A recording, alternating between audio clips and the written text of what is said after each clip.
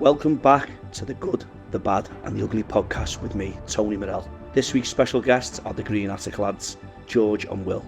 In this episode, we talk turning your passion into a thriving business, growing up in a lighthouse, joining the Navy, dealing with tragedy and much, much more. Thanks for listening and watching this episode. One lad ran down a corridor to me with a knife in his hand. Thought, is this the test? And I had to go for a walk round New York on my own. I'm making it sound better than it was. It was just round the corner, to be honest. We've been to a lot of people whose husbands have cheated on their wives and left all the clobber behind. Yeah. Welcome to the Good, the Bad and the Ugly podcast with me, Tony Morell, and this week's special guest is the Green Attic lads, George and Will. We're really looking forward to both sharing the Good, the Bad and the Ugly. How are we, fellas? All good, all good. Glad Still to be alive. here. Still Yeah, alive. Last still time I alive. checked.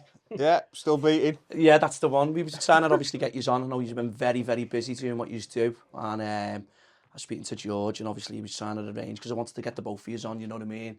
Speak about, you know, the business and, you know, the brand Green Attic and what you're about. But also your pride, you know, your personal lives and stuff. You know, everyone's got a story. And like I say, I wanted to get you both on and stuff. So I know you have travelled, and I think you've just been to a local boozer by ours, the Northern Arms, I think it is. Oh, we've just Got a sample at Guinness, haven't we? chatting up a couple of the older clientele in there, weren't we? A couple of Runcorn lasses. It's right by my house, the Northern Arms, to be honest. But I just seen on the store, I said to him, they're having a Guinness them too. It's a bit hardy. But no, I'm made up. You've made the journey to come Thanks on. for having us, man. Thanks for having us. You know, we'll get into everything, you know, in regards to Green Attic. But like I say, I do want to delve into a little bit about, you know, your backgrounds and stuff like that. So basically, you know, we'll go from George to yourself, Will, and just want to start off from where you grew up, family life, and where you're from. I'll start first, shall I? Born and raised in Huddersfield, in a little village called Crosslamore. Did all my school in there, infants, juniors, high school, all the way through. School was okay, no major. Did what you had to do. Didn't really enjoy it, didn't dislike it. Just mad into football, playing football with mates. Did what I had to do, basics. Pass your English, pass your maths, and see where that took me. Did you have any brothers or sisters or anything? Only child. Only child? Only child. Mum, dad at home. Dad there when he wanted to be there. Came and went every now and again. So basically my mum, Will knows a lot about that, don't you? Yeah, bit of a tough one, that childhood. My mum at breadwinner. Yeah. Working 20-hour shifts in the kitchen, cleaning toilets. I think that's where I get my work ethic from, my mum. Definitely. I remember being dropped off at my grandma's in the morning before school, nursery times. Before you had childcare, you went to your grandma's, didn't you? Yeah, I think everyone. Yeah, went to your grandma's, and then my mum would pick me up when she finished work. Repeat that cycle for a bit. School, junior school. Come home. 1 minute my dad's there, 1 minute he's not there. Someone's playing the role of mum and dad. Really. Yeah, my mum sadly passed away last year. Bit of a tough one, that. Yeah. But yeah, all the values from cooking, cleaning, all came from my mum, really. Yeah. And so. your nan as well, she played a big role. Massive part. If it weren't for my grandma, sorry. Yeah. My mum wouldn't be able to go and put all the hours in at work. And provide. Providing. Just literally older child. I think I were a pride and joy. If you ask Will, you know me, what do you think? Yeah. Yeah, she Will knew my mum. She were a good lass with Caroline. She were a good lass. Yeah. And did you know each other before, like, you know, I mean, as you was growing up and stuff, or No. your parents? Not from childhood. But Will knew my mum in the last 10, 15 years. Yeah, I knew your mum. Yeah. But yeah, miss her sadly. I think about her every day. Yeah. We're gonna touch on that a little bit later in the episode, because obviously I remember, you know, at the time, you know, and stuff like that, and I remember seeing it on social media and stuff. And but we're gonna get into that. But going through school, secondary school, what was that like? Secondary school, high school. Is it high school? Yeah. Want the cleverest, want the brightest, but I was always into football. Yeah. My clothes, music, and that's probably what brought us together, really, isn't it? Yeah. The music, the clothes. He's the same age, George, Will. A couple of years, isn't there? You're a bit older than me, aren't you? Stop it. Someone definitely had a peep around on the 60s. No, there's a couple of years difference, isn't there? What did they used to say? You were in Baghdad when I were in my dad's bag. You bastard. No. No, yeah, school. from year 7 up to... I went to school most days. And Yeah. if I wanted a day off, I just told my mum not going to. I didn't need to skive as we Yeah. got skiving off school. Sagging in school. and Yeah, that, it's just if you're not feeling so well, stay at home, put match at day on. Did you bang into your footy, George? Bang yeah? into me from 7, 8 year old. That was the best thing my dad helped me do with football. Yeah. Got to a decent standard with football, all through amateur leagues, then to college, then trials at Huddersfield, Oldham, national, Lilleshall. Yeah. Lilleshall Down to Lilleshall. down So to for trials. down to Lilleshall for 2 weeks with the North versus the South. Best in the country, the boys. Counties, was you playing for your county in that? Yeah, got to the last game against North versus South, and then you picked the squad of 15, 16 to go to Italy. But the manager, the manager of the national school was the Southern manager. Our team, he picked out Southerners, but Yeah. There's always that Northern Southern divide, isn't there, you know what I mean? so yeah, that was a bit of a kick at balls, but carried on again, keep going. Ended up playing a bit semi-pro conference, Ashton United, Yeah. Lancashire way, couple of seasons at non-league, which were What decent. position did you play? Left back, yeah, left full, the modern day full back. Trent now, but I wasn't as quick as Trent. But trying to get up and down as much as you could. Yeah, left peg. Yeah, football right up till 28, 29. Yeah. But then You had a good reputation for being a good footballer because In the although I town where didn't, you're although I didn't know Huddersfield, him, I knew a few lads. When I first started knocking around with him, a few lads said, "Oh, you're knocking around with George. He was a good footballer, George." Yeah. That reputation preceded you, mate. But that when you mentioned Lilleshall, anyone who's like played for, I remember playing for my district. Yeah. That's as far as I got. Yeah. I wasn't as good as some of the lads in our team. They went and played for like Everton and Crewe, and they all went to like Lilleshall, and I think they would be Michael Owen and stuff like that in their, in their teams and stuff. And when you mention Lilleshall, you've got to be, even going for trials, to play for your county, you've got to be a decent footballer. Yeah. Do you know what I mean? Half decent, yeah. Enjoyed it right up to the point of like, eventually when you got paid a few quid for playing non-league, then you start seeing people actually give a shit about playing, and people just want the pay packet at the end of the game. I think, you're not hurting like I'm hurting out, like losing this game. I'd rather play with my mates in a district league side when it hurts together. It's like, when you play non-league, people come from all over to play and get paid, don't they? So you see a different side. Open my eyes up to a different side of the game of being paid to play. I've never been paid to play until then. But you think, I was 18, 19, 20, getting £200 for playing football. £200 in cash. And was you working or was you doing anything? I was at college. Still at college, in my last year at college. £200 cash. An hour and a half. You play Tuesday, Saturday, non-leagues Tuesday, Saturday. So you're getting 400 nick a day, aren't you? You know what I mean? Yeah, so I'm still living at home at this point. Not paying any keep. My mum's like, "You're gonna keep me some board?" Like, I'll give you 20 quid. I think all kids are like that though, aren't they? I don't even think my daughter pays me missus any keep now, so Yeah, so you're getting 400 quid at 18, 19, 20. Thinking you're living dream, but then the other lads on £1,000 thinking, how the fuck are you getting £1,000? You don't even care if we win or lose. So then you go about these Premier League stars, now we're on 200, 300,000. After, again, they're laughing and joking with each other, thinking... Exactly. I think it's all, it's a different perspective on it when you look at it and you think, when you want to win or whatever, or you're doing something like that, don't get me wrong, I'm not saying the Premier League players don't love what they do, they don't care. but it gets to a point when you're thinking, Does it really hurt? Does it really, you know what I mean? And it's like, it fucking hurts me. I support Everton. I've been hurting for how many fucking years? You know what I mean? The fans will always hurt more than yeah. some of the players that are from, I don't know, Spain, Italy, that come and play. They don't understand what it, I mean, don't get me wrong, a lot of them do. I'm not saying they don't, but like you're saying, you experienced it where, for that 200 quid that you were getting a week, to you, that it meant something, do you know what I mean? Because you know what it's like to fucking have, you know what I mean? Especially, being from a one-parent family and stuff, and then, you're earning money and... But I'd worked in a factory as well for my friend who, like, needed some money for the summer holidays, like you do at 16, 17, thinking, 150 quid a week, 5 days a week at 17-year-old, thinking, I'm getting £200 to play football for an hour and a half. And he's doing 40 hours or whatever. Like, this guy said, you want some spend? Come on, work for me in summer, packing boxes with cards. I'm like, I know what I'd rather do, play football. Yeah. For an hour and a half for 200, it's no brainer, isn't it? 150 quid or 200 quid. Yeah. So I kept going and trying to make it half decent, but just lost a bit of interest, lost a bit of love for it, lost a bit of love for the game. and then went back to play with my mates. Yeah.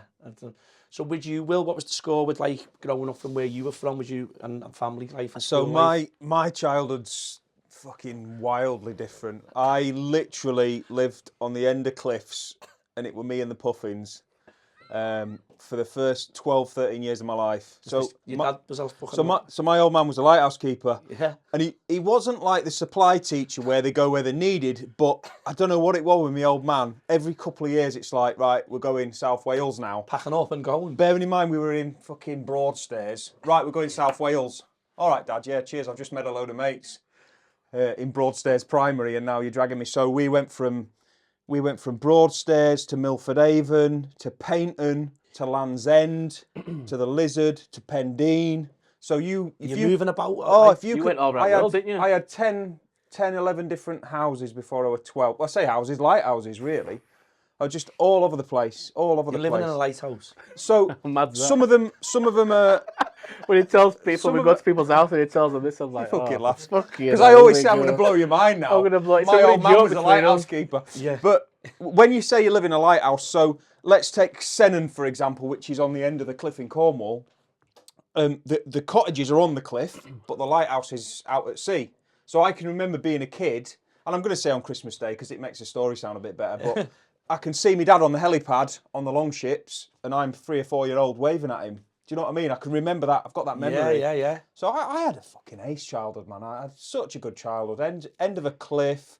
We didn't have screens and all that crap. iPads and all that, My yeah. little lad says, now, Dad, I'm bored. I say, imagine me for 13 years with no screens on end of a cliff, lad. You've been sat there 10 minutes. What are you talking about? He just laughs at me. But yeah, I had a really good childhood. I've still got both my parents. Neither of them are in the best of health. Yeah. My mum's nearly 80. My dad's mid-70s. But every day, it makes you a bit emotional, doesn't it, when you talk about Chalice? Every day I'm grateful that I've still got my parents and they're both compos mentis, you know? Yeah, And I had a great childhood. You say that last night. And my mum, What did your mum do last night? oh, my mum last night, she went to the pub and then she came home and put like a full Sunday dinner on. After the boozer? After the boozer, she lives on her own near me. So I'm coming home and I thought, oh, just check on me, ma. Knocked on the door, let myself in with key. The Sunday dinner's burning. All the pans are boiled What out time's this dry. This is 9:30, 10 o'clock last night. On way back from band practice. And I'm like, Mum, what are you doing? up. Smoke coming out the window. Fucking hell. Oh, man. So, yeah, that was last night. But anyway, she'd had a few beers, but she's all right. She's good. She's good. But, yeah, I had a great childhood. She'll probably kill me for saying this, but my dad was a lighthouse keeper, so this is in South Wales, Milford Haven, and we're at St Anne's Head Lighthouse. And I did actually have another family next door to us. His father was a lighthouse keeper, and there were 2 boys and a girl, so I did actually have somebody to knock around with. Was you your only child as well, was you? Well, I've got a sister, but she's 20 years older than me. Yeah. So we're on the end of this cliff, and my mum's like, I'm bored. I don't remember any of this. This is just sort of regurgitated parent conversation. And my dad says, why don't you go and get a job at Coast Guards, which is on the same end of the cliff. So the Coast Guard station's there and the lighthouse is there. My mum says, yeah. Cut a long story short, my mum ended up having an affair with a Coast Guard, and my dad was like, game over.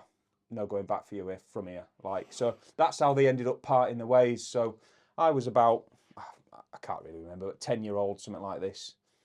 So then I had this whole thing where my dad moved up to Huddersfield and my mum stayed in South Wales, and who did I want to be with? And I want to be with my dad, but my dad's on a lighthouse in the middle of the ocean for every other month. So that was the only dynamic of my childhood which you could sort of say was a bit rough, but actually I had a bloody great childhood, and I'm really thankful for it because you know, everybody's got a sub story about the childhood, and this has affected me, and stuff that happened in my childhood has affected me, but it were great. I loved it. It's adventures. It's one of the first to ever say on the podcast about living on a lighthouse or anything. You know what I mean? Years ago, I started a Facebook group, Lighthouse Keepers Kids, and then about 5 of us joined. Do you know what I mean? Oh, brilliant! Yeah, I had a great childhood. What was school like for you? Did school? So school was a bit of a weird one. So I went from Milford Haven when my parents split up. My mum moved to Huddersfield initially, and my dad was on Lahanois Lighthouse in Guernsey. And school at a primary level, I was always in trouble. I don't know what it was.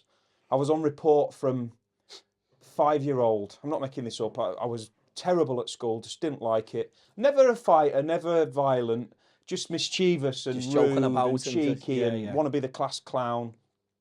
So, yeah, bit of a bumpy childhood everywhere I went. And then I went from 30 kids in Dale, which is a tiny little village where the lighthouse is in Milford Haven.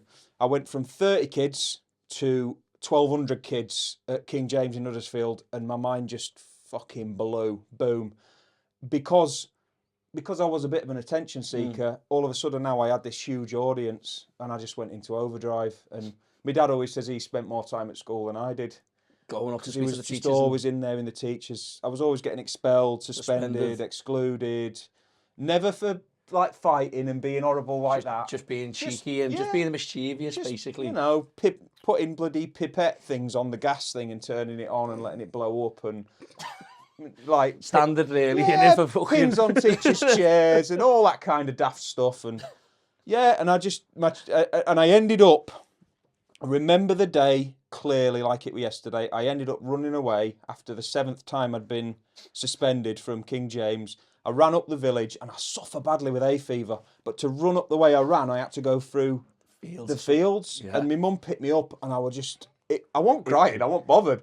But it looked like I'd like the most emotional kid on the planet. My eyes were streaming, they were puffed up. This pollen had just ravaged me. I just said, I ain't going back, Mum. I ain't going back. I ended up going to another high school in Emley, and they put me back a year, and I did about 4 or 5 months, and I just like all my mates had left the other school. What age was you by then? Was you So that would have been my last year at high school, so I was 15, Yeah, 16, coming up to your mocks exams? all and that kind of yeah. stuff. And I did 4 or 5 months there, and I just left. I said, I'm not going. So I did no mocks, I did no GCSEs, I did nothing. Which leads me on to my dad, who is a proper like stand-up northern Yorkshireman, getting hold of me one day and saying, right, no son of mine is going to be a tosser, basically. Took me to Leeds, choose a door, lad, you're off. Army, Navy, Air Force, make your choice. And because I'd been brought up on a lighthouse, I went in the Navy. Yeah. I want to be by the sea. What was the training and stuff like? Was it? Oh, it's fucking brilliant. Brilliant. I was the only one in my entry. I think it's Pelu 05's 1998. I was the only person out of 37 lads to pass the kit muster. Now, imagine my dad, right? I'd been suspended 7 times, expelled, left school early, got nothing, and I'm the only one in the new entry to iron his kit immaculately, take the discipline. I'd only been there 4 weeks. I just fucking... Did you just take to it? I just took it. I just took the discipline, did what I was told, and I was the only guy out of these... I can't remember exactly, 32 lads. I was the only guy passed. So it's all about teamwork in the Navy. But what they did is the guy that passes the kit muster, they let him to the NAFI, which is the spa. The fucking food and all that. So I was allowed to the spa, nobody else was. So I'm fucking ramming all these sweets down my neck after 4 weeks, and none of the other lads were. But that's basically my old man putting me in the forces was my saving grace. Yeah. My saving grace. A lot of people say you can take that road or that road. It's like, you know what I mean? And, you know, going in the Navy's probably stopped you from going, you know, maybe off the rails, you know, getting involved in certain situations, like a lot of people do. Drugs and all that kind of stuff yeah. teenagers do, that all my mates were doing when I were off down in Portsmouth, you know. Yeah. So You travelled the world, didn't you? travelled the world, got a medal for being out in the Gulf. Yeah, I mentioned to Ben before, you were saying that you broke the Gulf War and stuff like that. Yeah. Fucking, so it's just like, so what was, so I'm just going to get on to like your life now, you know what I mean, and stuff like that. Cool. So with yourself, Joe, Will, you know, you were in the Navy, and what was that experience like, going to other parts of the world and stuff? It's a bit of a weird one because at the time, when you're that age, when you're 16, I mean, I was 16 when I first got on a ship. Like, 6 months is a lifetime, man. At that age, 6 months it's such a lifetime. To us now, it's like 5 years, I would say. So in my life, so when they tell you you're going to the Gulf for 6 months, it's like, God, how can I leave? Where you were living. Yeah. How can I leave like West Yorkshire for 6 months and it's just incomprehensible. But when you look back on it now, 6 months is a flash in the pan. It's a flash in the pan. It's so strange, but it's the best. I mean, I cannot. I don't know what it's like now. Yeah. A lot of changes happened when I were in. Homosexuality, that was a big one. It was illegal when I actually went in the armed forces, and during my time, it Now became it's legal. Like, yeah, it's... They started making us take posters down in the mess of women without any clothes on. Yeah. So there's all those changes going on during this time. So it was weird, but it was the absolute making of me. And if I wouldn't particularly want my little lad to go in the army, but RAF or Navy, I'd be like, get your son off because it'll absolutely make you. Yeah, it'll make you. What the experiences like, you know, was there a lot of stuff that went on which sort of opened your eyes, or because you were only there for 6 months, you didn't really experience all that? Well, no. Obviously, I was in for 4 and a bit years. Oh, yeah. But that tour was just for 6 months. But yeah, it's life changing at that age. You know, you're thrust from the end of a cliff with a load of puffins to you're in a mess with men in the. I was in a mess with men in the 40s that had done 30 years and didn't want to progress up the ranks and were just on the piss all the time. Yeah. It's life changing and you learn a lot about somebody. But as a 16-year-old boy in the forces, make no mistakes, I'm in a mess deck the size of this room with 80 men. And I was the bitch. I mean, I don't mean sexually. Yeah. But you were the youngest. And you're the youngest. You fucking make the teas. If the mess ain't clean, you get the shit. You make sure you go to the naffy and get all the beers. You know, you're at the bottom and you work your way up. For example, there's something called Secure for Sea, where you have to secure the whole ship for when it's rocking and rolling, stuff's not flying about. So if you left your tea mug out, whack your handle off your tea mug on the side of the table. And that's your torture for not... I mean, you'd never do it to an older bloke, you know, but... So I thought I'd be clever as fuck. I went to the Huddersfield Town... Some super glue. I went to the Huddersfield Town shop and I got a steel mug, you know, like a camping mug. I thought, I ain't going to take the fucking handle off that, are they? Left it out. It fucking... Hacksawed the fucking handle off, didn't they?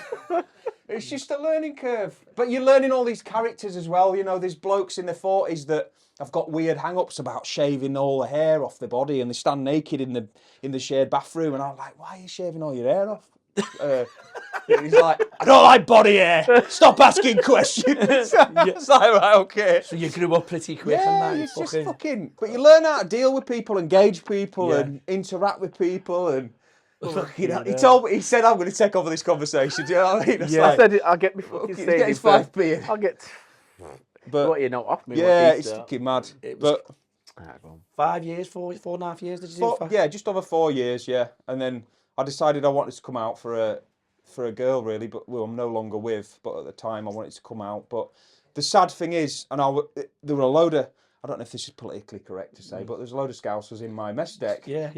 And one actually got in touch with us the other day on... Do you remember? Oh, which one is there? There's one of the Scouse lads I were in the mess deck with. He got in touch with Green Attic and he said, fucking hell, that's Billy Bloy. I'm on a ship with you. I've just seen you on Green Attic, didn't he? Yeah, you met him. I can't think of his surname. You got a picture of him? No, that were a different guy. lad? Scouse Coolshaw, I think he were called. Anyway, yeah, so he's obviously seen us on Green Attic and gone, oh... But the weirdest thing for me is, like I touched on before, about 6 months being a lifetime, I remember thinking, I've signed up for 23 years here. 23 years. Fuck that. No way am I ever... 23 years? 23 years I signed up for. And I'm... Fucking hell. The deciding factor... Yeah, I was about to say that. But I just thought, if I have kids, I don't want to be disappearing off to the Gulf for 6 months and not seeing my kids grow up. But actually now, not this year, last year, would you? yeah. Well, like, fucking hell, yeah. If anyone's listening, I'm coming back. Last year, all the lads I signed up with retired because it was the 23 year last year. Yeah. 23rd year last year. You're seeing all and your I'm mates sat there retire. watching it going, right, so they're all retiring now with full pensions. Do you know what I mean? Me dad were right. I shouldn't have left. No, but like you say, you can reminisce about them times and stuff, but then you'll always go, oh, you know, what it could have been, or, you know, you don't.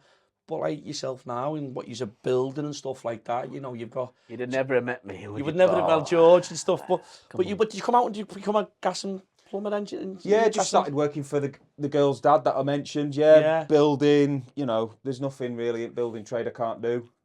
But yeah, and then just got my gas ticket and I've still It's got a it trade, now. like I say, it's a Yeah, trade, isn't get it? a You know what I trade. mean? But Get- it's, Get a trade, you'll graft hard, your joints will ache, but you'll never be without money.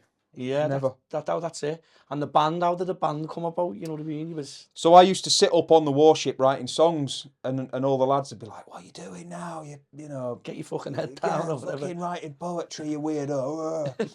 I said, "I'm leaving Navy. I'm going to start a band." And and one of the lads in the mess deck, Dylan, who I'm still in touch with actually, he gave me a load of Oasis CDs. That's how I got into Oasis. And at the time, I was listening to fucking Oxide and Neutrino and Just that on a car now. Oh, Speed Garage. Speed Garage, early 2000s. Oh, honestly, Fucking hell. awful. Anyway, hell. give me those Oasis CDs, and we'd drive up to Huddersfield from Portsmouth with these CDs, and I was like, it's fucking all right, this guitar music, lark. And that were it. That were me just hooked. Stone Roses, Oasis. You know, I know it's a cliche and it's typical, but Yeah. it's true. Yeah. And that's what got me into it. And then I went with him and a load of the other lads to watch Oasis at Lancashire County Cricket The ground, Club, cricket- Clown, Trafford. when... no, the actual cricket ground. Yeah, that's Old Trafford. Right. Where... The football stadium, the cricket ground. Right, got you. And Ashcroft was supporting, and that were it then. I just hooked, wanted to you be in a was- band, and that were it, yeah. And your So, band, you know, is it Bravado Cartel? Is that what- yes. So it was Red Star for about... This is how I met George, because Yeah. George used to come to the He Red used to come and Star watch gigs. us, didn't he? Yeah. Bumped into you, didn't I? And then it became...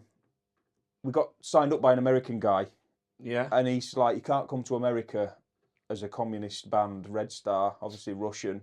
You need to change your name. Red Star So that's why we Belgrade. Red changed. Star Belgrade. So, Why they changed but you the name. toured like USA and Europe and all that, was that right? Yeah, we did quite a bit in Amsterdam, Holland, all around that sort of an area with the Yorkshire Scooter Alliance. You know, all the lads that ride all Yeah, the Vespers, Lambrettas, mods. all the mods and stuff. Yeah. Did all that round there, up and down the country in the UK, pretty much every corner of it. And yeah, we've been to America. Well, I've been 4 times, but the band's been 3 times and done that East Coast, culminating in New York City, which just fucking blew my mind. Was it something else? Was it? Yeah. It just blew my mind. And I'm not saying there were hundreds of people there by any means, because it wasn't like we were U2 or anything, but There were thousands. my drummer's an absolute bell end. Yeah. And I were like, right, we're in, I think the area's called Tribeca. And it means something like area between 3 rivers or something like this. But it's a right trendy area. It's like Manchester Northern Quarter.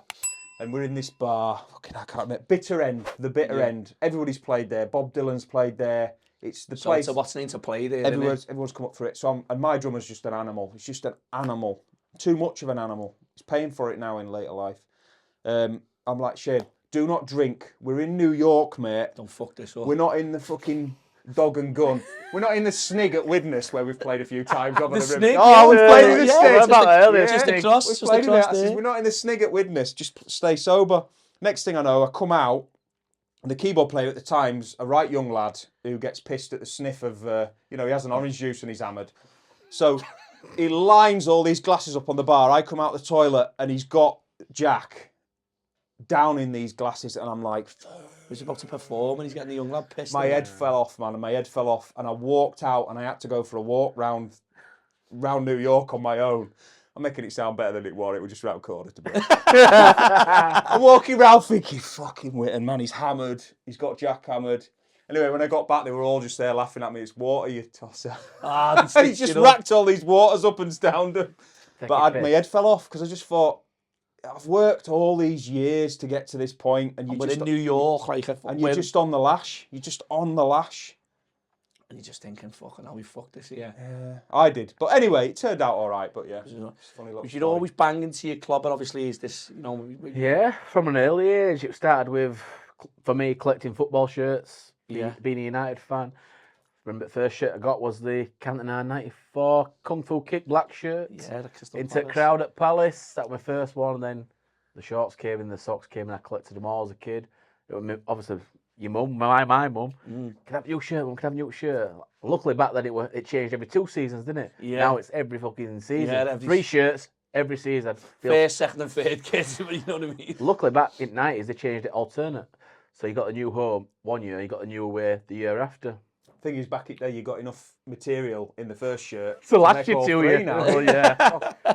You know, but yeah, mine started with football shirts, then to Adidas trainers, and then into clobber, into jackets, then into whatever, mute, collecting vinyl.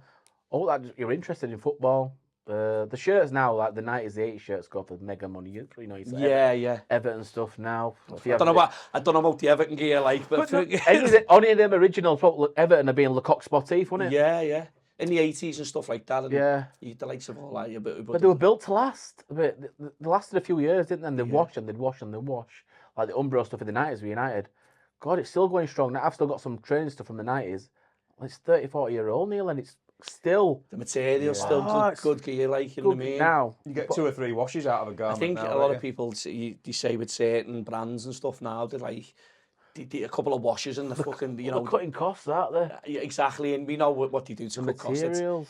From other countries to come and, you know what I mean? Yeah, well, Umbro were made in Britain. 2 Manchester brothers in Umbro. Yeah. I remember a lad used to work for Umbro. This is a true story, this. You won't mind me mentioning, isn't it? John Cleggett was, and we used to get the footy boots off them.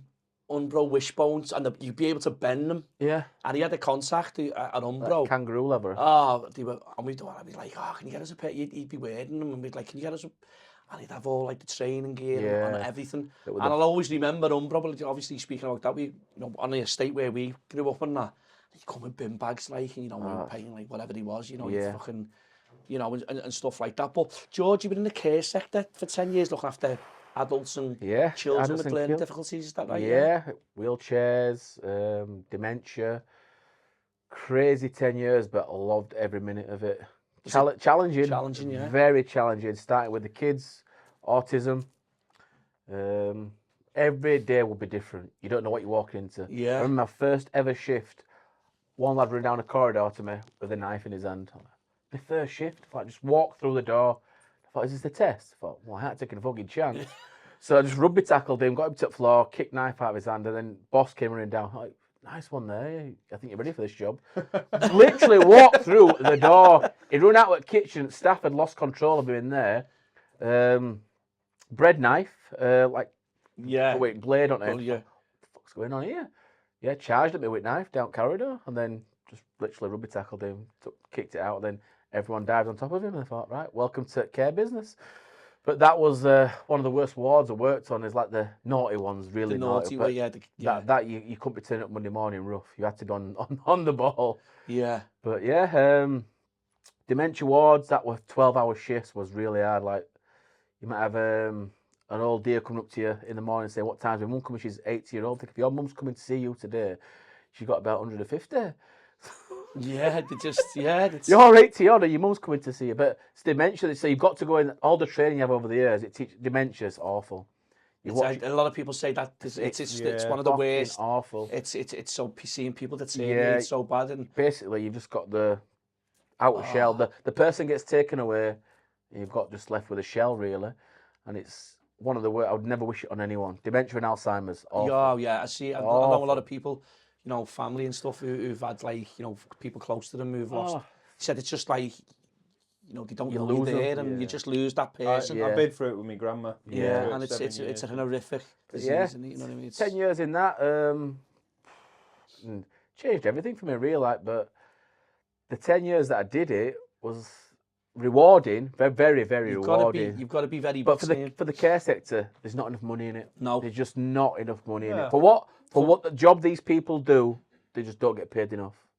And you, what more is like? I remember shaving a bloke in the morning, shave, shower, wash, wheeled him into a wheelchair, into the living room for his breakfast. Gone back 10 minutes later, dead in the chair. It's like no family.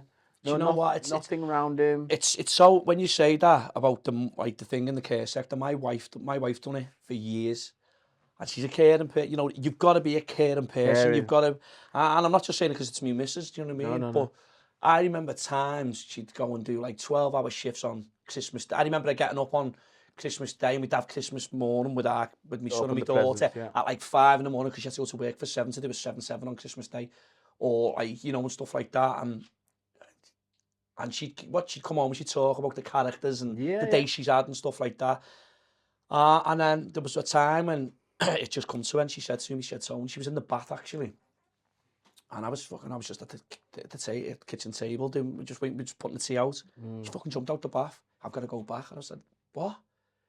And that by this time she was looking after people with mental health issues and stuff like that, where they were self-harming and stuff. So all the cutlery and stuff had to be put away and stuff like that. She told me, there's a tin of beans, there's a tin with like a pull-up.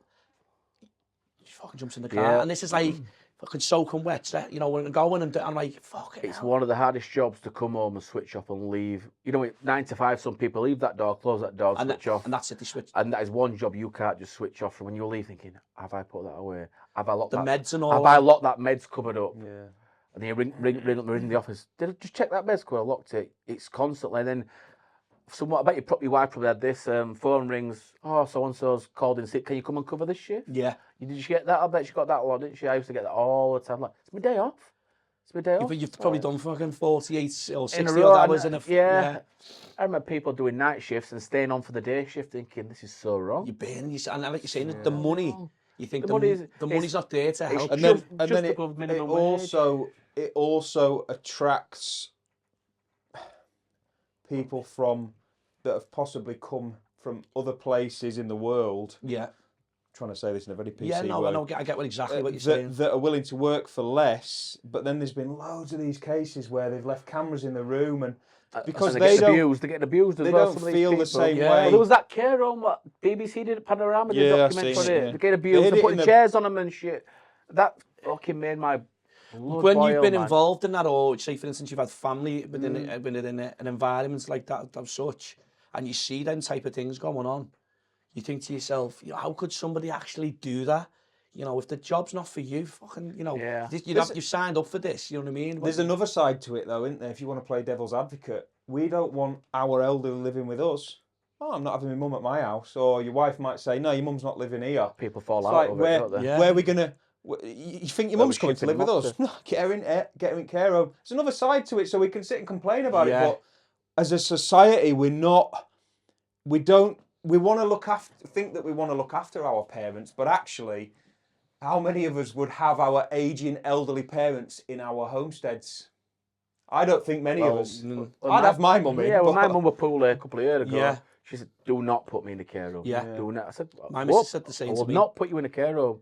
So when she did get poorly, I want to go home. So I took her home and passed away at home. I wish she would pass away. I know she was poorly. But she was like, please do not put me. I said, what, put you in a care home? I'll take care of you. You've got family around you, I'll take care of you.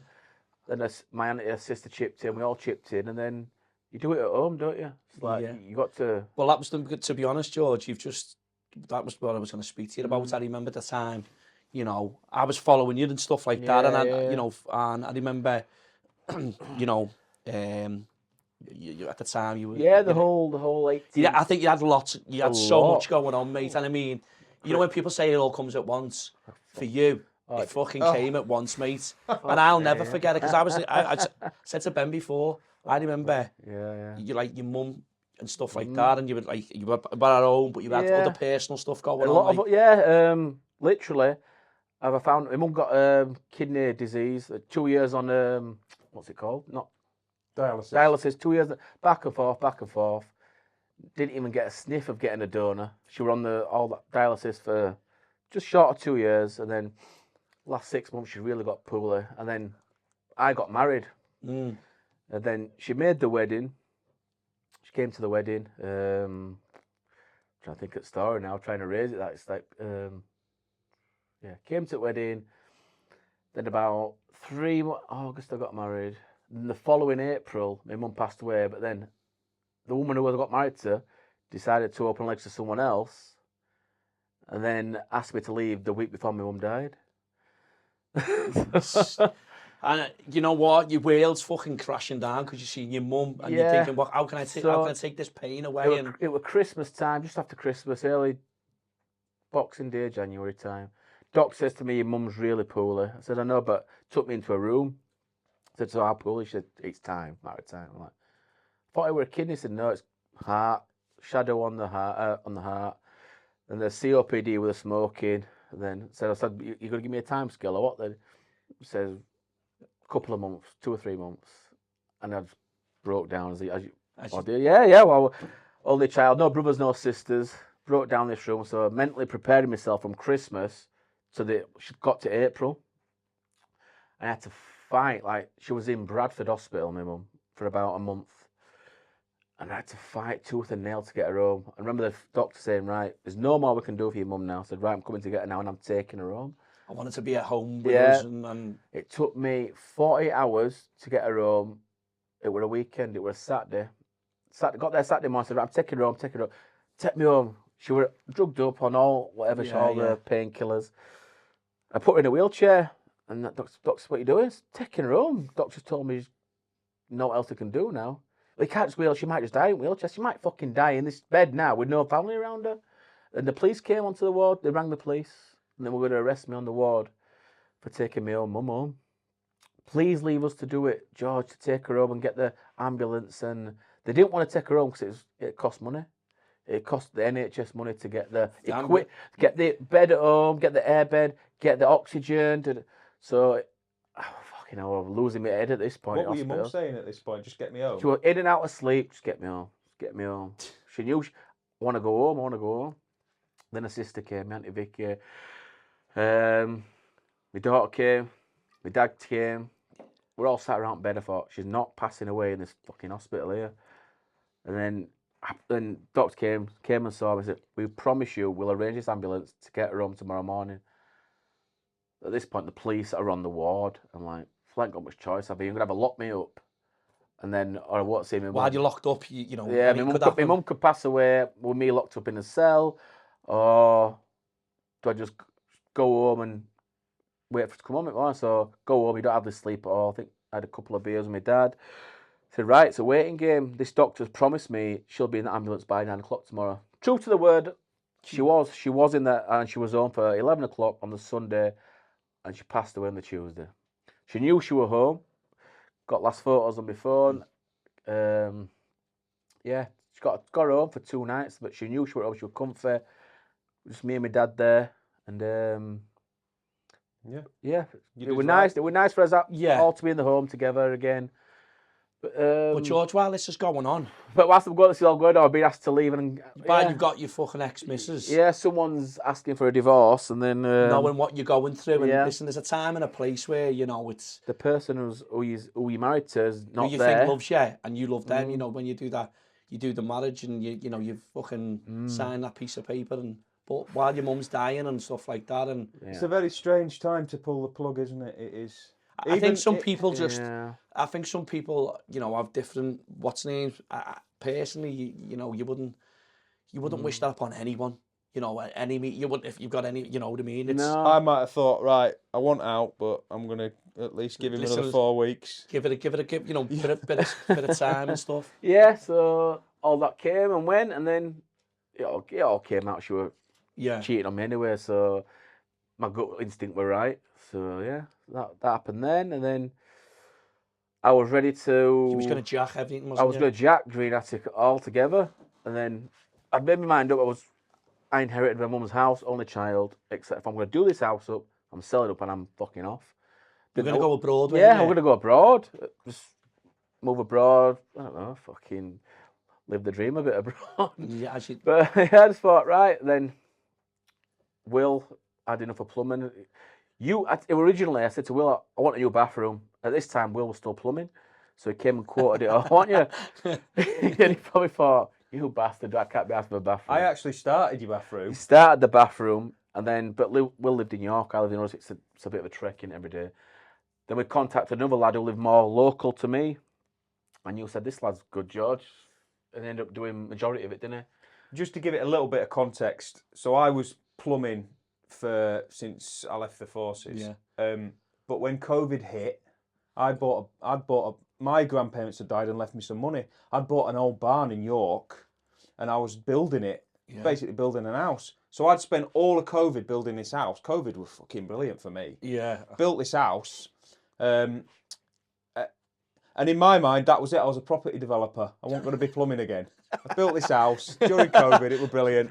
And then, like the bit on Grand Designs where they run out of fucking money. Everything's getting sold. We won't get no fucking freebies though. So But I can see where this is going, you know what I mean? I was like, I'm gonna have to go back plumbing. I ain't got any money. I've run out of money. I've spent all my inheritance. I've got a nice house. I've got a beautiful But it house, fucking needs lots of... but I've no money left. I've spent it all on house.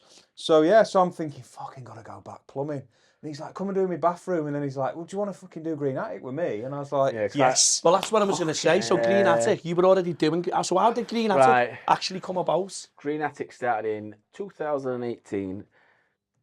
I was just selling Just me before fucking COVID. Or Yeah. Just get rid of the old trainers like a lot of lads are we buy off now. Stuff you sat in your wardrobe, I don't wear that anymore. I don't wear them anymore. Just like, Selling them? Where was you selling them? Or going through... yeah, I went through all my wardrobe. I think, right, Instagram, Facebook. Facebook Marketplace was just becoming like fucking, see a pram, see some babe. I thought, fucking hell, Instagram was just starting to rise. And I thought, you see a picture on Instagram, don't you? It's a picture. Yeah. Trainers. Message if you want to buy these trainers. Message if you want to buy this jacket. And it just snowballed, it snowballed, it snowballed. And then friends were like, you're doing all right. Then COVID happened, didn't it? Yeah. But everyone sat at home, want some extra brass. People couldn't go out. People didn't know if they were keeping the jobs or not at this point. People were losing jobs. Yeah, yeah. Right. And Cleaning them wardrobes out, they don't usually look through. sat at home, know what to do. Well, they know what to do. What they see, go for your 1 hour walk. Right, well, I've got a lot of clobber. I don't want any more. So people sat, I've got this. So I just don't get all this gear. On your 1 hour walk, don't you? You go Yeah. meeting people or fucking... Yeah, then mates coming, giving me bags full of clothes and trainers. Like, fucking hell. And I thought, I can do all right at this. Still doing my care. Because I still worked in the care sector. So you I was still working. Yeah. So whilst I was doing all shopping runs for the people who need that's all we could do at the minute at the time. You could go and do the shopping, drop it off on the doorstep, knock on the door, your shopping's there. You couldn't go in and out at that point. Yeah. So I started. All the while I'm saying to him, with no intentions of being a part of Green Attic, sack that off and just go full time Green Attic. Just go full time. Could you see Will that it was fucking Oh, like I growing? could see him. The following I could was see getting him doing bigger. it, and his following were going up. I spent 20 years trying to get a following with a band. He did it in about 5 minutes, flogging a bit of Stone Island. I'm like, whoa! He says, you need to fucking get cracked on with this, lad. You're on But to you know something what though? here. It's good when like you're onto something and you know from the beginning and like Passion as well. you know be as passionate well about what it. you've been through there, and even yourself, Will. You know you have certain things go on in life where you go, and I bet you at that time you're probably like you said, I'm jacking, I'm getting off. Yeah. You know you It see the in. high life. I'm gonna go because you've just obviously gone through what you've gone Yeah, through with your yeah. ex-missus, but obviously losing your mum. Yeah. And yeah. then you think, oh, I'm going to sell a bit of clobber here or Yeah. whatever. And then you, it just... you run a business as well. You know what it's like in this country. We get absolutely spanked on everything. Go to Manchester Airport now. You've to buy a trolley and don't get your money back. It's like some guy sits there and goes, "What are we not taxing here, lads?" Oh, picture frames. Yeah. You've got 5 in your house. You're only allowed 4. Exactly. But Do you know what I mean? I told you go in the car park and you drop somebody off 5 minutes. Yeah. Fucking 5. Yeah. Or you go over, Fuck it's a tenner. Or you want to park in a city centre and it's like 15 minutes trying to download the app. Then it doesn't like your address. And It's by like- that time you've gone over and you've Yeah, got you're like, oh, we were driving over here today. We thought, I'm gonna go get paid fucking toll. He's going Have you back. been over the we, bridge? we have fucking paid that toll, Have you come George. up the Runcorn we Bridge? didn't come over it. We didn't Right, come no, over we it. did. Everyone who comes on the podcast, I always say to them, make sure you download the Mersey Gateway app. Because if you don't, I always get... I said, who did I have on? No, I'll tell you who it was. Remember James English come here once, right? Oh, yeah, yeah. And I said to him, James, he dropped me off and he went, I went, don't forget to pay that toll. He went, what toll? I went, the fucking bridge that you bought. He went, I went over it twice and I went, oh, fuck that. I'm sure whether he's paid it or I don't know, you know what I mean? But it's, I always say to everyone, make sure you pay that toll. We were coming that way and it said last exit before, and then it was a big C and a red thing. And I'm like, George, off here. And luckily it's sat nav. We're like, It yeah. took us off, right? We're not paying that £2. You pay, it's £2 each way, but if you don't pay it, it goes up to 20 quid, Yeah, then yeah. 40 quid. And I'm like, well, why do you have to pay this money? He's explaining to all shit tonight. Oh, my mum were in bloody Sainsbury's last year. She parked in disabled spot 4 times, and she's proper disabled. She's got a badge. 4 times she parked in been disabled fined. spot over the 2-hour allowance, right? Even though the disabled badge says 3 quid. £800 fine my mum got, 80-year-old, £800. Went Get to to court, court, didn't it? Mrs. Bloy. And I tell you what, the judge is going to make you pay it, love. Get cracked on, get him paid. Can't speak to a human. Sainsbury's just Oh. fucking sending fucking fines. Oh, Sainsbury's don't own the car Oh park. no, it's It's well, somebody outside in Malta. Yeah. You know what I mean? It's mental. This country. I've diverged off the subject here, but But no, it's mental what we're getting spanked in this country now. that's why a lot of people move abroad, move away, don't And they? that's what they were thinking, that we're all feeding into. But you know, so obviously about Green Attic, how did the name come about? Right, I lived on a street called Greens End Road in Meltham, Little Vision. You know Home Firth, what, last of summer wine? Yeah. A little village round there, Greens End Road. All my gear was in the attic. Greens End, Green Attic. It just stuck. Thought, oh, well, we'll go with that. See if it sticks, and it stuck. Where it's at. no, Fucking brilliant. You know, when you ask like people, me- how'd you come how up with did it that come? brand Yeah, name yeah. or that business name? It's Yeah, like the podcast. Yeah. I just remember going, The good, the the bad. good, the bad, and the ugly, because you know what I mean? And then Yeah. green. That's Green. it. You know what I mean? It's like... And green's like, I think it's all, it's nice and green and pleasant and all that. It's like Greenpeace and all that. Green, Greenpeace. colour of money. Yeah, it's like it's a friendly colour green, isn't it? And the logo is like the Union Jack with the green on. We're proud to be British. Mm. Yeah, just all my gear's always been in Attic, and we lived on a road called Greens End Road. So it's yeah, not much It just, behind it's, and it's stuck. just yeah, gradually gone from yeah. bigger to bigger. We've made some good contacts. Yourself, Fenners, who's obviously teamed up with Bullard again now. Nice to see them boys back on. Did you do bits and bobs with, like, you must have met some characters along the way. I mean, You meet you. Well, obviously we buy clothes and collections and Can't say too much no, about I know it you. I because- know you. Listen, no, yeah, we can't. But say some of the people that we names and meet, addresses, I'd be but- mad as a box of frogs. Yeah. If you could have a little microphone on us after we get back in the car, Oh yeah. oh man, we'd be shocked, wouldn't we? Obviously, if you see us on Instagram or whatever, don't tell the missus because how many blokes buy a clubber And the off us? missuses don't know They don't want them to know. because they spend a fucking Yeah. fortune, Yeah. haven't they? Oh, send them trainers to my works address. Send that jacket to my works address. Yeah. Because they don't want the wives or the girlfriends to know that they bought some clobber. I'm like, it was a throwaway comment. It was. It's like, I was like, right. When we started, I was like, right, we need a slogan, we need an tagline, ethic. yeah. We had that original one, didn't we? Music, fashion, football, lifestyle. Too long to say. And then we were like, oh, don't tell the missus. And we were like, yeah, You're we'll gonna buy use it. that until we come across something else. And I got quite used to it and I was using it. And then there was a period of time where you were like, I think that's shit, I'm not using it anymore. And he stopped using it on videos and I'm going, you didn't say don't tell the missus.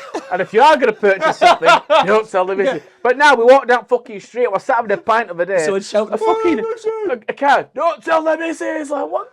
I love it. It's out there, isn't it? There's a lovely know. bloke on Instagram at Minute pestering us for t-shirts. Can I get a t-shirt? We don't tell the missus. I'm like, we haven't got any a minute, pal. But you know, well, this is it. You know, it's something that you probably, possibly could go, a route that you should go down. You know, you're building your brand, and it's getting there. And Keep it's, them doors open. Keep exactly. opening You them doors. know, man. and who's saying that you can't have your logo and Yeah. you know, like don't because when the video on the way down when you've done it in the van and at the end of it you went, don't tell the missus, and I thought, there's going to be someone's going to message me going, why are they saying don't tell the missus? There's going to be someone that'll message me saying don't tell the missus, and I'll be, what the fuck does that mean? We have had a bit of oh, you're not being very politically correct with that. I don't give a monkeys. Yeah, I don't give a monkeys. I don't think we're that bad.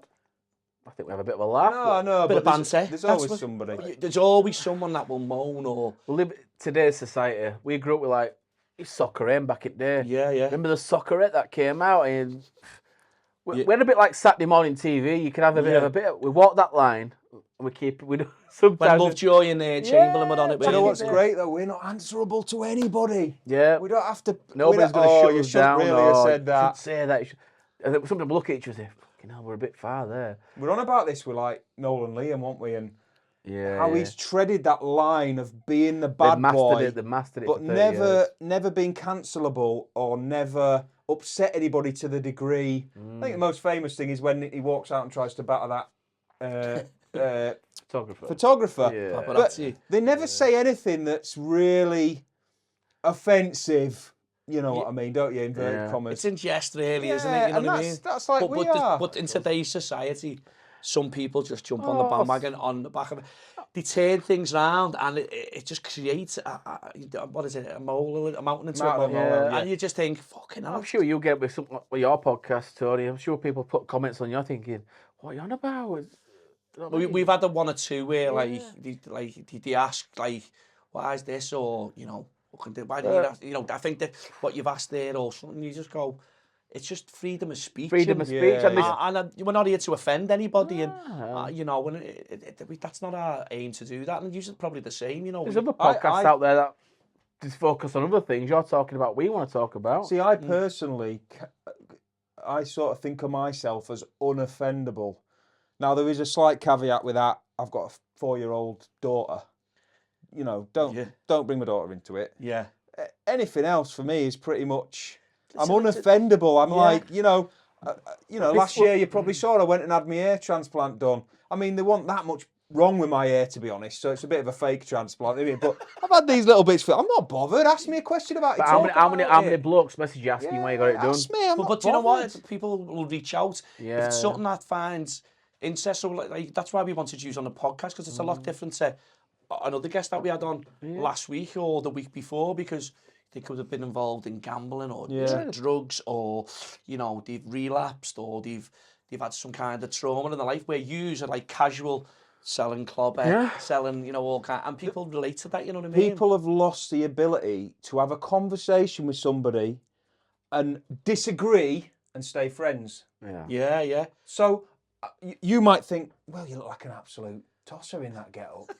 and tell me about it, and I'll be like, well, all right. what do you like about it? But I won't fall out with you. That's not the end of our relationship. But a lot of do you people know what I should mean? take offence It's and done. go, "Oh, It's finished. Confirmation bias. them Karens are bad, aren't they?" When you We've just been at fucking pub there.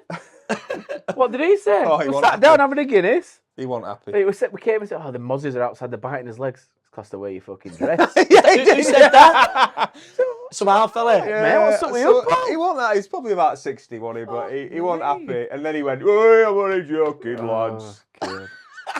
And then he went to the toilet and had a rape chat with him. Oh, You don't like the way we dress, mate? Come on, I'm your pal. You heard of our website? yeah, that's it though. What You a know? pair of trainers, pal. But like I say, you both seem to get on with each other. He's like a bit of an ant and deck fucking, pair and stuff. And, the casual, the clobber, and I think you've got, you've got that knack of like, you hit it off and you both bounce off one another, you know what I mean? Yeah, well, how many messages do we get through? Oh, I love watching you two guys during the day. You met me there. Let's put some bloke like we sat in his work van having his butty watching us taking piss out of whatever, or selling some trainers or a jacket. It's like, And he's saying, send it to the fucking works van instead of to your house, you know what I mean? Seriously though, yeah. Send it to Works Depot. We were saying today, and it's a weird one, because I'm really fussy about the music that I like and don't like. And we were watching, there's a couple of guys on Instagram that have got careers in music that really shouldn't have done. But what happens is people follow them for the terribleness The entertainment and value. the entertainment value. Yeah. But eventually that following becomes so big that people will actually start going and watching them, even though they're the most terrible. Like, you should not be. I Getting mean, paid to do that. I mean, who's that guy that sings in a Jamaican accent? M.R. Have you seen any of his stuff? He's like from Luton or something, but he sings in this. Fucking fair play to that lad. But when you do what me and George do, you see it in a different light. So you take a step back and you're like, what are you doing? And initially it's that X Factor thing where people are just idiots and you're watching them because they are idiots. But they build on their brand, and their brand becomes The following the draw. grows. The following grows. And we now watch it in a way that's like, do you know what? You're having a laugh, mate, but actually you're playing a game, you're playing a system. We say Fair this play every to you. time. Line and sing. Fair play to you. Play the game. Play the game. And Social media is a fucking game. Social game. media is good, right? But it can be bad. Oh. It's a toxic. Don't get me wrong. It's like it's one of them where you can be someone's cup of tea or not. And I don't. Why I say this. Look, if you don't like what we're doing, that's fine. That's not a problem. We're not hurting. We're not offending anyone. There's a like button. There's a fucking unfollow button. Unfollow. You know what I mean? It's Off you pop. but it's like I say, it gets to a point where it's very good for saying your business, where you can promote stuff and you can collaborate with brands, and big businesses, and it opens doors for people. But then there's that other side to it where you see it, where you can see people who get like fucking dog's life, where abuse and stuff, and there is an unfollow and a block button. Do you know what I mean? And I just Realistically though, and I'm probably being a bit naive with this, but if I were getting like serious hate for something that I'd done on social media, I'd just turn my phone off and not interact with it. Yeah. Don't know bite that- and don't say... I know that not everyone's got that ability because we all feel that we're so intrinsically Oh yeah, I've linked got to now. go back to that. And Yeah, I feel I've got to answer that. Who's that? That Paddy the Baddie. Did you see that where he called out that he's an MMA fighter, isn't he? Paddy Do you the know what I mean? Baddie. Paddy He's a Pembleton. Scouser, is it? isn't he? Yeah, Paddy, Yeah. Paddy, Yeah. And he called that guy out who was trolling him, and he's like, "Right, come down here and have a scrap Yeah. with me." I was watching it on And he Summit, went, and, I was he like- went to his gym. and the lad went down, fair fucks. No, he did. And He Paddy got walked up to him, he's like, "Come on, then." And the kid thought he could have a... And Paddy only gave him a Yeah, couple well, of kicks. brilliant. And I think, but he said to him, look, you know, but people like that though, it's like, it's all about giving and taking. You know, if you can have a bit of banter, but there's that one when it goes up below the belt. Yeah. Start bringing Get families personal, and kids Yeah, and stuff and all that yeah. into it. We get it all the time. Oh, you long-haired prick, or fucking... what do you think you're wearing? We get it every fucking day. Yeah. Put videos up. But like you said, when you put yourself out there, you put yourself in... You're going to Yeah. get it. You're going to get Yeah. it. You've got to be You've gotta prepared get it. to deal with certain, you know, opinions. Yeah, yeah. I don't mean dog's life abuse and sometimes people, it's trolling and it's bullying, Yeah, and you see yeah. people. We had we had one of our earlier episodes. I'm sure it was like Kira Weathers. I think it was on the X Factor. I think it was Kira, and she said, you know, some people were like, were like fucking messaging and trolling and stuff like that.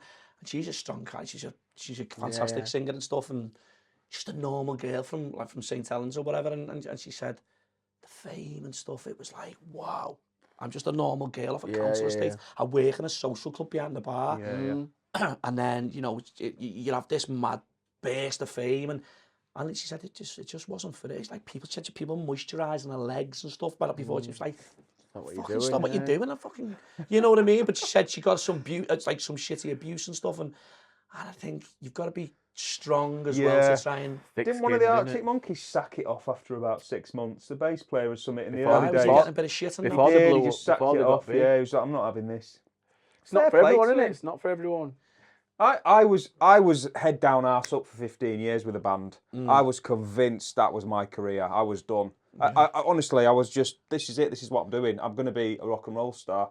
And it's been a hard sort of thing for me the last 4 years going, you're 40-odd-year-old now, Will. It's probably not going to happen. Yeah. And I think back then, I would have just took it all in my stride. And I think now, it's a bit contradictory considering what we're doing.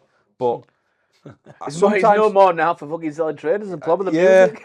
I sometimes think, God, would I want all that shit now? Do you know what I mean? When you watch some of these guys getting out of vehicles and getting bobbed, it's like, do I really want that shit? Exactly. Or you're having a scoff, you're having some food and stuff. Can I get a picture? Yeah, and again, it's like, but like you say, you put yourself out there in that persona sort of thing, but then it's like, it's how you deal with that, you know what I mean?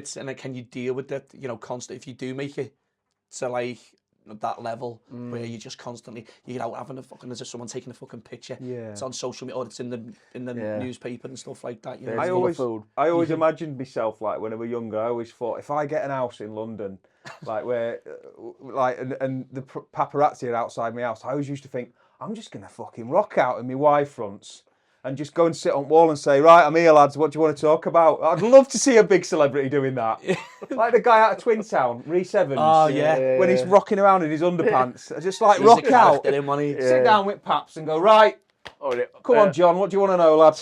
Scratch my balls or Uncle something. Paul, do you ever get like any like celebs and stuff like, high profile reaching out to you? There's been a couple that try and sell through us, don't they? But they don't. Yeah, they're trying. They don't want us to. They don't Obviously, want to they don't want to be in the. They don't want to be mentioned. They don't want to be stuff, seen to selling their own gear. A lot of them get free gear. Don't forget. And if it's all sponsorship and they'll stuff, stop exactly. Stop giving them, and they could lose the deal contract. Yeah, so they wear it for a couple of photos, put it in the wardrobe. I think, not any A-listers yet, but we've had. Well, I don't know. One of them's quite high up, isn't he? That wanted to sell a bit of gear, but yeah, we do. But that's good though to see from what you're saying, from fucking to be fair, I started going out charity shops. You're not picking like Adidas trainers up for a £5 and some for a tenner, just double your money. I started going around charity shops early doors when I was COVID, just before COVID, all football shirts, all trainers, thinking there's money in that, double your money, double your money, £5 to a tenner, tenner to 20, 20 to 40. Yeah, It's like, it's double your money. We still work be on that. fair, right Great now. that though, isn't it? It's just fantastic that you it's can a just. buzz. It's a buzz. It's an eye. You've got to have an eye for it. Obviously, it's not a, you know, the trainees are sitting on like a bag of shite or whatever. They're hanging out, the soles are falling off. Yeah, all you like- gotta- In fact, do you know who Jeffrey West is? He makes these really sort of like gothy leather shoes, right? You can imagine. You can imagine some like real goth all dressed up with blood coming out, and these ornate leather red shoes with devils on Yeah, he them. And picks- we went to this charity shop, and at first I'm like, it's a pair of fucking Jeffrey West there. And he's like, what you on about? you on And they were about? like, you know, golf shoes have the little tassels on the front. Yeah. They had them on, and they were all red and ornate with a devil. And he's like, fucking, what you on about? I was Anyway, straight on Google. you're straight on Google, fucking 80 quid. them Fiver, we'll fucking have them bad bored. boys. you bargain hunters, isn't it? First lad that bought them sent them back, didn't we? We had to resell them. I didn't like them. Don't you like them? They're just too small. I was like, send us a picture of you in them, mate, will you? I want to see what the rest of him looks like if he's rocking them. Oh, Yeah, my God. Funny. No, but yeah, charity shops, man. Don't knock them. But any weird stuff like that, we've got an eBay side as well, you see. Yeah. So even though our website's channeled at sort of more casuals, anything out of the ordinary that we think we can make a bit of money on, we've got the eBay side as well. eBay so. is open to. Like, it's all right. It's global, and eBay is global. Yeah, of course it is. Yeah, But worldwide. yeah, so the more channels you've got to sell down your website, your eBay shop. We've Instagram, so Facebook. much scope to grow this business from where we are now, even though we've grown Yeah, massively. there's lads asking us We to. just physically haven't got enough hours There's in only the us day two. to There's do it. literally just Well, us that's what I two. was going to say. Going forward, you know, what's your plans, and you know, is it owning, you know, your own shop where people can actually come and you know, you've got it all. I don't think we need Or a with shop. brands and collaborating with like big, Yeah. you know, big companies. Well, there's a and stuff. couple of local people who collaborate with at the minute. There's a collaborate. I don't think as far as having a physical shop. I think we possibly have like a pop-up shop Pop up, somewhere. yeah. They do well in pop-up pop-up shops. shops. Yeah, well, you can go. You're on about a big mobile van, aren't you? I'd love a van, but I mean like a Sprinter, you know, one of them double XL long wheelbase things, all kitted out, changing room. And I'd like to like rock up to, there's a pub next to the Elland Road called the Spinning Wheel. And every time, I've never been in it, but every time I drive past it, I think, oh, would I come out alive if I went in there? But imagine rocking up with a green attic van. All signed up You and think all all that. them Night- service crew lads coming out. Yeah. Right, boys, we've got a van full of gear. Please don't rob me.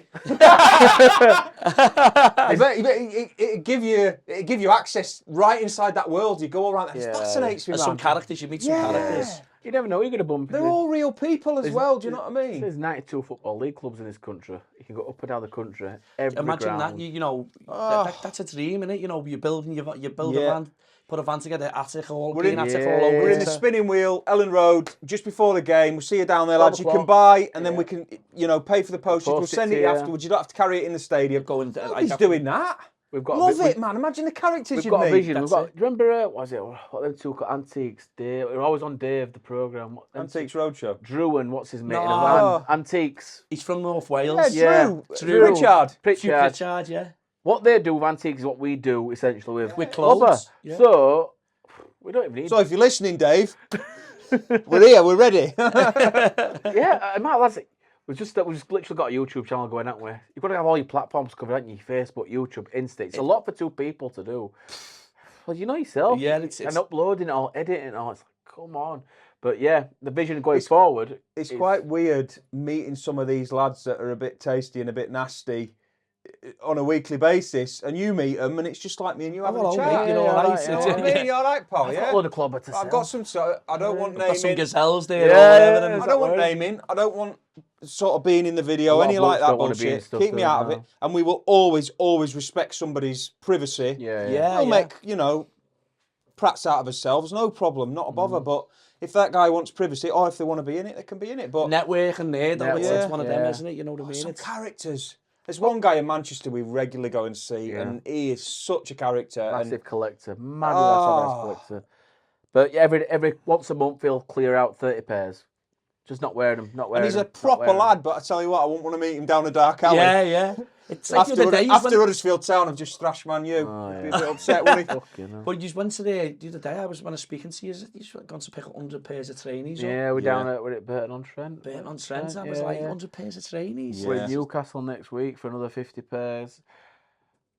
Believe it or not, we've been to a lot of people who've husbands have cheated on their wives and left all the clobber behind. Yeah. And the wives just went. We rocked up. We rocked up in. Was it Glasgow or Edinburgh? But we've done both. Glasgow. We We've done rocked both. up. I think it were. I'm going to make this Mad up, but sure. 100 pairs, right? Quite a tasty council estate. That's all I'm going to say.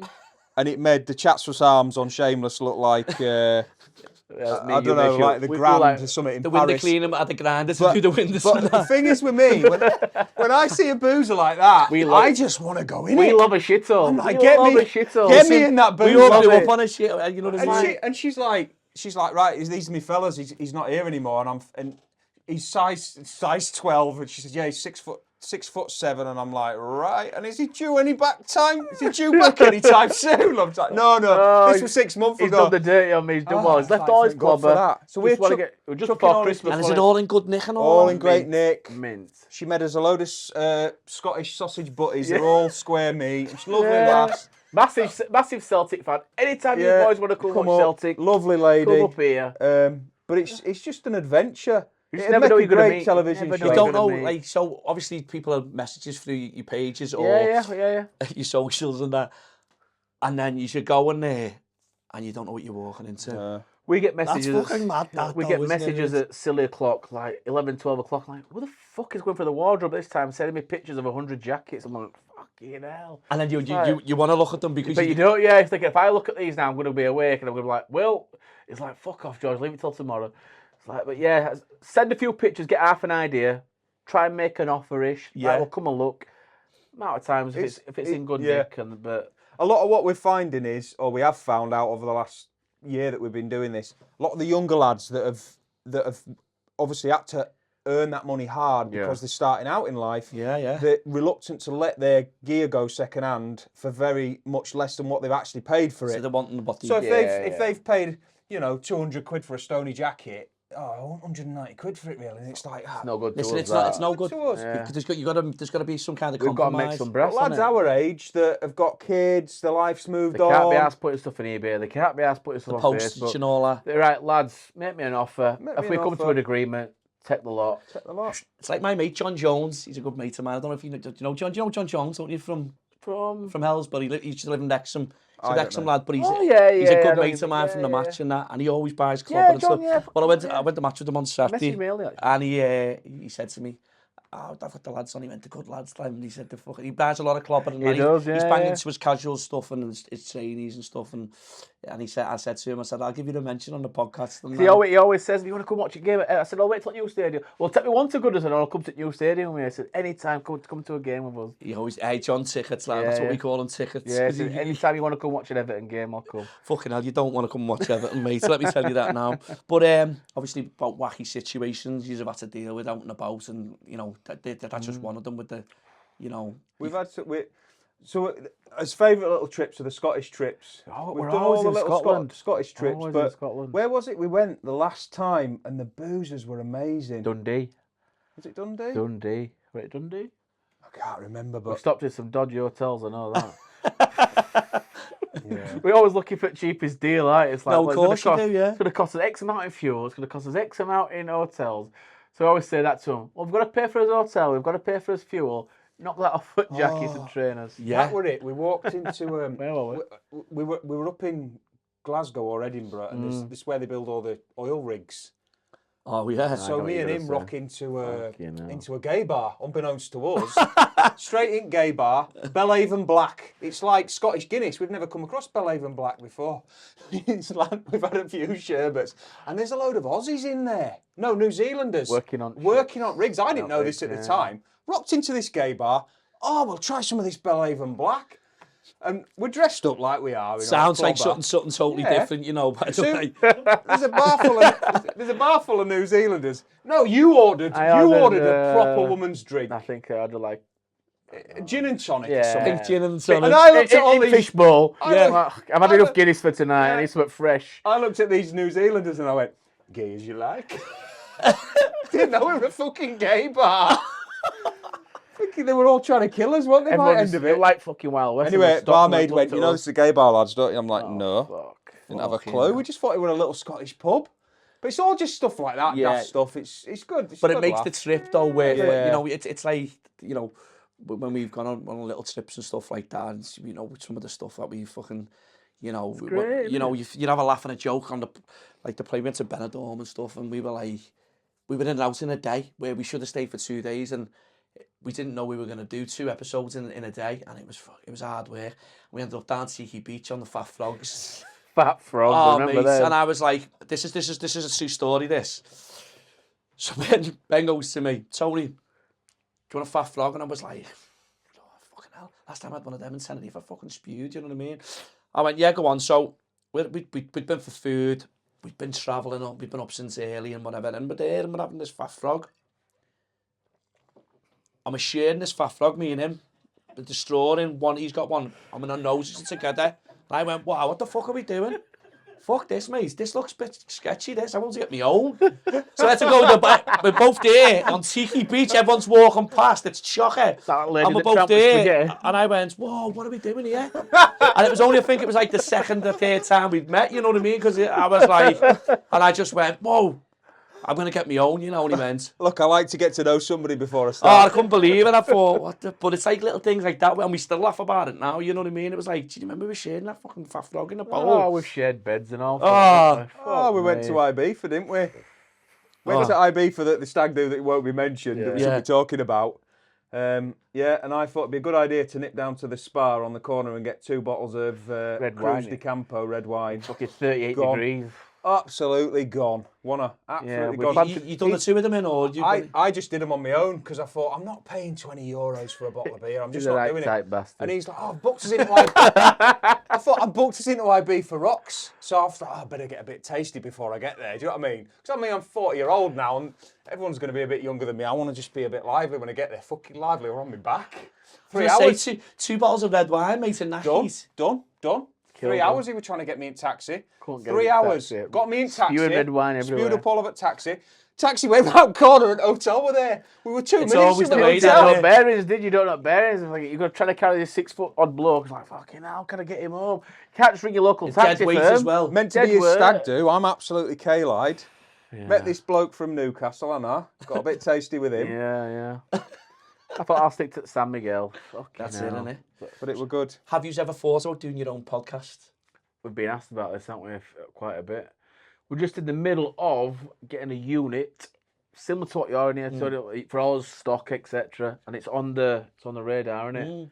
Because obviously Will's got his connection with music. We'd probably put some live sessions You can on. fucking build it as well. You Because can build it. The amount of contacts he's got with who sing and play guitar and bands. You could put your sound and all that. And you could like once a month put on a bit of a night where people come and play a bit of music, buy a bit of clobber, have a couple of beers. You know, with your events, because I know you get involved with events and stuff like yeah, that. with players and it's that, good yeah. to, like, with what you're doing, you're branching.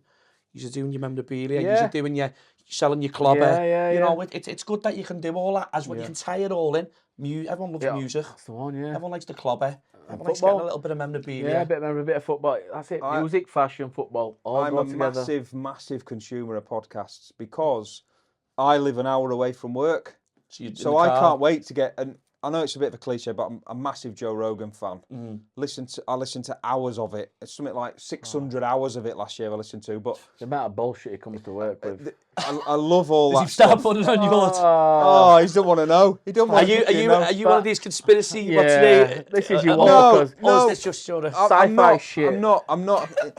Star Trek. I think and he's into fucking- Joe Rogan as well, by the way. Oh, I love it. I fucking love You it. two will be all right, man. I love it. I stick to be My sporty missus is ones. as well, by the way. She's fucking... So I love it. I just... This last year is the first point where I've actually started thinking them fucking moon landings, man. Not sure about them. Honestly, this last 12 months. Yeah, Yeah. he's nodding behind the camera. The thing with me is, right, it's all right labelling people with this conspiracy shit. I like hard evidence and I like a fact and I like data. I'm not somebody that will just sit with you and you go, fucking hell, Will, the world's flat, you know, mate. Have you not seen that? You look into it. I need somebody to go, the world's flat and there's a fucking picture of it flat from, and it's like, I can't just buy into shit, but I fucking love it. But you, George, likes to label anything to do with space as sci-fi. But it's... He believes in all this shit. some of it's fucking science, mate. But Sci-fi's the made-up part of it. I go see a spiritualist and he says it's all bollocks. I went to see a spiritualist. I thought it's been a year since my mum passed away. Yeah. George, they're just telling shit you want to know. I was like, really? There's Really? some very clever ways of being trained in. Oh, then he goes about Darren Brown and all this. Like, he told me all shit about Joe Rogan. Tells you when Ollie One's here and all this shit. It's like, oh, That's give what I'm up, saying. man. It's good that you've got that. You bounce hell. between each other, and where, like you say, you come into work, you listen to a podcast, and then you start putting it on to him, and he's like, "Oh, fucking Fuck hell." off with Yeah, that. Yeah. Yeah. But I think it's good what I was saying there about, like, obviously people have mentioned about having your own podcast, but you can tie that in with an event with, like you said, music, Yeah. you know, yeah. memorabilia, you know, and stuff like that. And I think it's a good way of, you know, Keep branching. just keep branching, isn't it? You know what I mean? Yeah, definitely. It's like them three things: your music, your football, fashion. You'll always have something to talk about with people, won't you? Yeah, and there's a lot of people that can relate to all of that. You know what I mean? So a bit of the plan next year is to possibly take the music on the road with Green Attic. Yeah, Maybe get some small venues, sell some tickets. You know, 200 or 300 capacity venues. I'll do some music. We'll bring some gear. Yeah. Because It's like a pop-up shop for yeah, you. really, a isn't it? pop-up You know? shop. you're getting a bit of everything. People want to meet. People want to meet. You know, not Like getting minded- rid of a station. yeah, they want to like come and minded meet us folk. and say hello. They've fucking watched us. People are Prattling both around. Get to meet you guys, Yeah, because they see you on exactly. the internet and stuff like that, where they probably don't get you. They probably buy clobber and stuff. Come and off have a you. look. But come and meet you in person and stuff. I'll sing them a song. You know, yeah. Like your phone or your iPad now is like it is your TV screen, isn't it? Yeah. I very rarely watch telly anymore. Fucking got a 40-inch or a 50-inch telly in All the there. time I watch telly is when footy's on. Yeah. And that is it. On my iPad or phone. Or if you're on the go, you'll watch the footy on your phone, Yeah. won't you That's know, about it. whatever. But I'll listen to a podcast on the way home, and then if I get home and everyone's asleep, I'll get podcast up on phone and carry on watching it then. So you'll watch the So video I'll of watch it the all. video. yeah. So what's the dream for Green Attic? What's the dream? The dream is eventually, I want to get out of this country eventually. I think you're same, aren't you? Take Green Attic with you worldwide, or just for yourselves? I think that's more of a life dream. That's isn't more it? probably my personal. Eventually, you want to live on a beach. I don't you? definitely like Yeah. 100% retire in the Retire. sunshine. like we all, Yeah. I'd like to blast this for another 10 years, get enough money in the bank, and someone wants to make me an offer to buy it. Or us, how much do you want? But listen, you just keep building and keep building and keep building, and I'm sure people. We love what we do, don't we? Like my ideal out of it would be to do like a Drew Pritchard thing. I'd buzz off that. I'd love In a that. van, Big on massive- the road. Big massive van on the You, road. you've got a site where people can come and visit on a daily basis. People- You've got staff working Yeah, for you. yeah. That's People what are you want. getting to come and see the characters that we're meeting. You know, we're going in rooms and they're immaculately presented with 300 pairs of trainers, and then other times you go in and there's shite everywhere and it's under 60, and it's just an interesting thing to watch. It's You just never know what you're going to rock up to. You never know. I'd like to sort of take it in that direction, but Yeah. I don't know. It's just Anyone wants to come and film us? yeah. Exactly. If there's any Get out on the road with a Who Luton knows? van. I'm telling you. There's an audience out there, like-minded people that want to see people in houses seeing what old vintage trainers and old memorabilia and all that. Oh, records are 50-year-old and worth X amount of money. Yeah. I know I'd watch it. And you come across some Come fucking across this steals stuff. as well. We come across this stuff. And people don't understand. Like it No. could be like you said, it could be like a vinyl or And something. we try and be honest, and you don't we? and you know, you seem fair as they come. You know what I mean? Where We like try. Yeah, You we've know, we've got to make a living off it at the end of the day. Yeah, of so, course. you know, people say, oh, I'm not letting it go for that, but there's no point us buying a jacket off somebody we're going to make a tenner on. By the time we've posted it, it's not just not yeah, worthwhile. but that's pays for the postage. Yeah, We try and work on like double your profit sort of thing, don't we? yeah. If we can double up on it, it's great. You know, Paying it's £30 just sat in Yeah. people's Yeah. wardrobes. Some people want quick cash, and cost of living at minutes. We all And know that's cost. why you find a lot of people and Some people want cash now in their hand, and they want shut of it. It's not getting worn. There's Yeah. a few brands that holds its value. Stone Island. Adidas. CP, Adidas. Yeah, Your vintage footy there's a lot of shirts. stuff that doesn't hold its value. I mean, I love Paul Smith, for example. Yeah. Go and buy a Paul Smith jacket. You've lost 35% of like it as soon cars, as you innit? put it on. It just doesn't hold its You value. drive a new car off forecourt, you lost £5 straight. Stone away. Island holds a lot of its value, Yeah. doesn't it? Yeah, your main stuff, your Stones, your CP, the casual stuff. But we like random stuff, don't we? We don't always wear that stuff. No. But try and be different, try and just stand out from crowd a bit. I've always been like that though. yeah, from an Always early. just stand out from crowd. You've always been You don't want to be you've both been- sheep, just follow, you know what I mean? You're your own person and your You've own got to style be and stuff individual, individual, and you have a When like we it were or you growing don't. up, like when we were kids, there were kind of like gangs of different fashion orientated people. Do you remember, like, you go to a certain part of town and it's where all goths hung out? Yeah. And then there'd be the mods over there, and then there'd be all the guys into Tony Hawk who were all skateboarders. They're not like that now, kids. Lacoste It's just- trackies and all that. I had a pair of Nike Air which they fucking wears, you know what I mean? But nowadays they just seem to be just. Yeah. Everybody's got to conform. Social media, TikTok. Exactly, it's And taken it's over. sad, man, Instagram. because your identity, historically, your identity went hand in hand with your fashion. So you could generally tell who was listening to Weller by the way they turned up. Now, I know those guys are still rocking the same haircut all these years down the line, but fair fucks to them, do you know what I mean? That's it, that's Whereas now it's like just this generic smorgasbord of bloody Harry Styles lookalikes, isn't it? Yeah. Get a bit about you, kids. Mix it up. Yeah, don't be scared to be individual and be who you are. We say that every day. If you like it, if you put it on, you feel comfortable in it, fucking wear it. That's it. Yeah. Don't follow the sheep, like you say. Be your own person.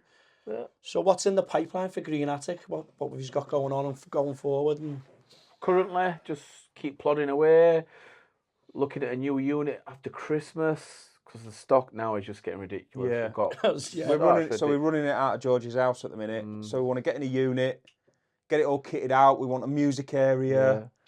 Not too You've sure. got some ideas there, you know what I mean? It's Not too sure about the podcast thing at the minute. it's time. It's It's time. just It's time. time to find like you're that. saying, you're struggling. Time. You've got to go out and you've got to search for these. You got to know, find these these gems and yeah, stuff. these gems. and- I'd love to get it on the road. I'd love to get this Sprinter van sorted out. And like, I've just got this image in my head of the doors opening and there's TV screens with maybe, bands playing Ashcroft. Quick change your room. Go Oasis, try a jacket there's a on. changing room, there's rows of trainers, and I just want to get in and amongst real people in the roughest sort of Well, casual that- pubs I can find. I want to be in the Spinning Wheel at Elland Road.